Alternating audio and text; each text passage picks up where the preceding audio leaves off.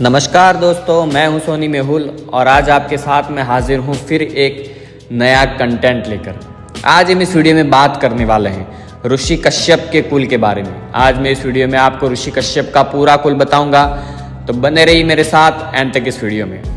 जब भी हम सृष्टि विकास की बात करते हैं तो इसका मतलब है जीव जंतु या मानव की उत्पत्ति से होता है। ऋषि कश्यप एक ऐसे ऋषि थे जिन्होंने बहुत सी स्त्रियों से विवाह कर अपने कुल का विस्तार किया।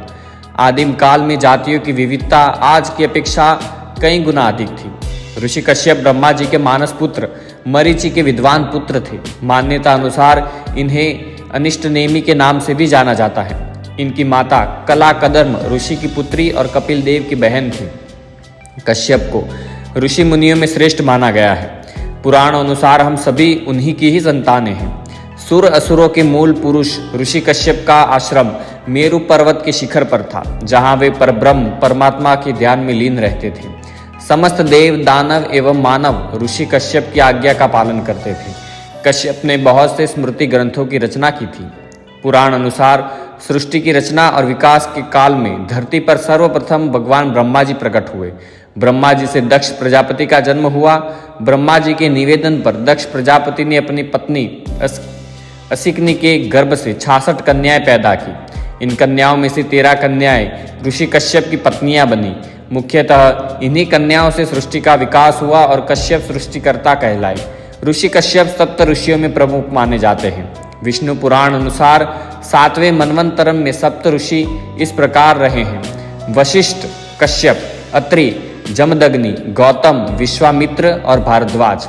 श्रीमद् भगवत के अनुसार दक्ष प्रजापति ने अपनी 60 कन्याओं में से 10 कन्याओं का विवाह धर्म के साथ, 13 कन्याओं का विवाह ऋषि कश्यप के साथ, 27 कन्याओं का विवाह चंद्रमा के साथ, 2 कन्याओं का विवाह भूत के साथ, 2 कन्याओं का विवाह अंगिरा के साथ, 2 कन्याओं का विवाह कृशाश्व के साथ किया था। शेष 4 कन्याओं का विवाह भी कश्यप के साथ ही कर दिया था।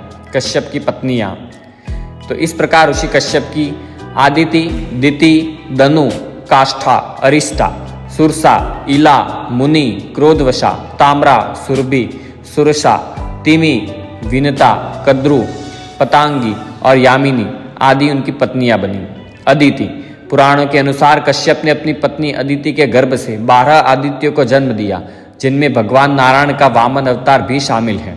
माना जाता है कि चाक्षुष मनवंतर काल में तुषित नामक 12 श्रेष्ठ गणों ने 12 आदित्यों के रूप में जन्म लिया, जो कि इस प्रकार थे: विवस्वान, अर्यमा, पुषा, त्वष्टा, सविता, भग, धाता, विधाता, वरुण, मित्र, इंद्र और त्रिविक्रम। ऋषि कश्यप के पुत्र विवस्वान से मनु का जन्म हुआ। महाराज मनु को इक्ष्वाकु, नृग, दृष्ट, शर्याति, नरिष्यंत, प्रांशु, नाभाग, दिष्ट, करुष और पृषद नामक 10 श्रेष्ठ पुत्रों की प्राप्ति हुई थी।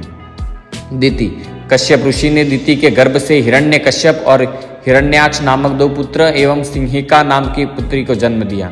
श्रीमद् भगवत के अनुसार इन तीनों संतानों के अलावा दिति के गर्भ से कश्यप के 49 और पुत्रों का जन्म भी हुआ, जो कि मरुंदन कहलाए। कश्यप के पुत्र निसंतान रहे, जबकि हिरण्य कश्यप के 4 पुत्र अनुहल्लाद, हल्लाद, भक्त प्रहलाद और संहल्लाद। तीसरा दनु। ऋषि कश्यप को उनकी पत्नी दनु के गर्भ से द्विमुर्दा, शंबर, अरिष्ट, हयग्रीव, विभावसु जैसे 61 महान पुत्रों की प्राप्ति हुई थी।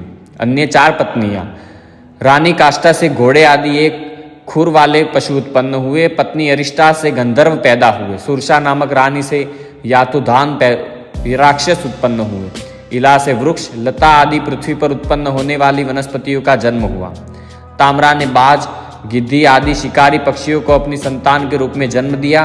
सुरभि ने भैंस, गाय तथा 2 खुर वाले पशुओं की उत्पत्ति की। रानी सरसा ने बाघ आदि हिंसक जीवों को पैदा किया। तिमि ने जलचर जंतुओं को अपनी संतान के रूप में उत्पन्न किया। रानी विनता के गर्भ से गरुड़ विष्णु का वाहन और वरुण सूर्य का सारथी पैदा हुए। कद्रु की कोख से बहुत से नागों की उत्पत्ति हुई, जिनमें प्रमुख 8 नाग थे: वासुकी, तक्षक, करकोटक, पद्म, महापद्म, शंख और कुलिक। रानी पतंगी ने पक्षियों का जन्म हुआ।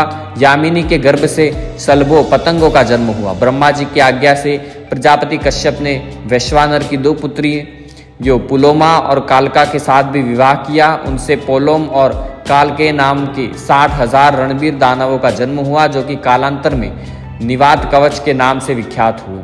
माना जाता है कि कश्यप ऋषि के नाम पर ही कश्मीर का प्राचीन नाम था। समूचे कश्मीर पर ऋषि कश्यप और उनके पुत्रों का ही शासन था। कश्यप ऋषि का इतिहास प्राचीन माना जाता है। कैलाश पर्वत के आसपास भगवान शिव के गणों की सत्ता थी।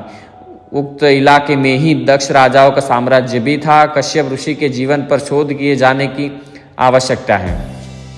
तो दोस्तों, मुझे उम्मीद है वीडियो पसंद आया होगा। लाइक शेयर सब्सक्राइब करें। मिलते हैं नए वीडियो के साथ। धन्यवाद।